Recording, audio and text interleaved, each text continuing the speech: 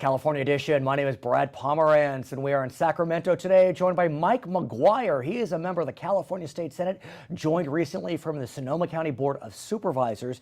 We just met, so you don't know that I believe the boards of supervisors, best job in California politics. It's fantastic. Best job because you really are on the ground, you're close to home.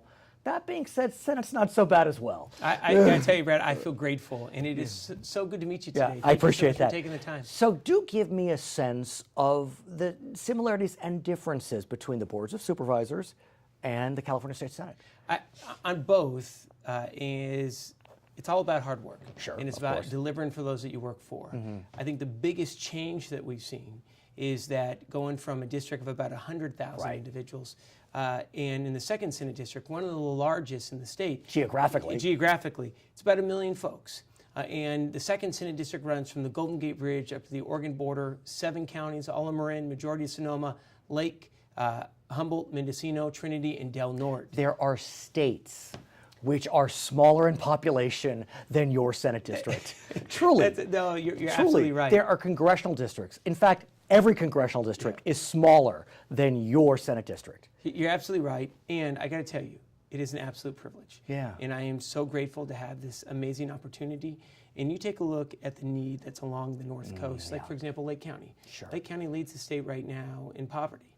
And there are so many areas that we need to be able to focus on jobs and good public schools. But I do want to ask you about your district because, look, you think about the senators who represent, let's say, urban Southern California, urban San Francisco. Sure. I mean, their districts are 10 miles across. Exactly. And so, the interests tend to be somewhat similar.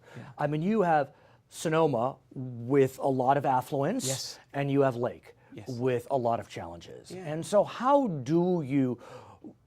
are you the voice for the people of the second when so many different interests are in play? I think that, one, it's being as active as possible in each of the counties.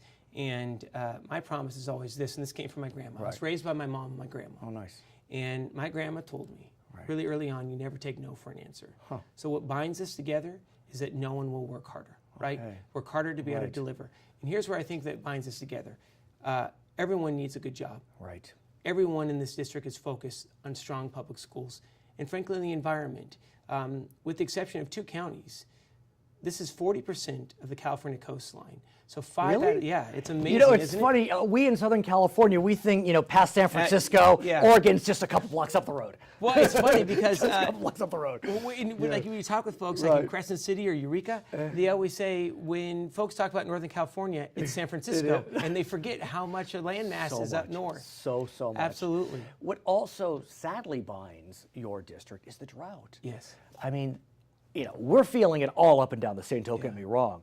But your district, I mean, I think about how many of your folks are reliant on ag, are reliant on leisure and the snowpack and skiing. And so how are your friends and neighbors doing in the wake of the worst drought we've seen in our lifetime? Absolutely, and it's top of mind for most residents, and particularly in the southern portion of the district, so Marin, Sonoma, Mendocino, as well as Lake. So there's a few areas that we're really focusing. One, raising Lake Mendocino by 37 feet. It was always designed to be 37 feet higher. That's a major focus. It will double the storage for Mendocino, Sonoma, and Marin counties. And let me ask you about storage. Yeah. So when I was a kid, storage was a dirty word for Democrats. I mean, a real dirty word.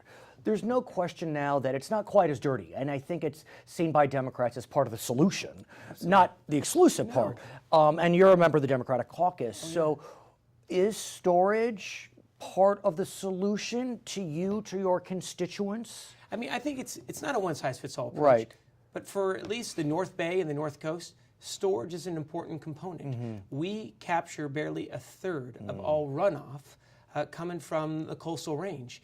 And here's the other important piece about storage, is allowing vineyard owners, dairy owners, to be able to capture that runoff from their land. And that is absolutely critical, because the more that you can store on your land, the less reliant you're going to be on groundwater, right? You mentioned Lake Mendocino.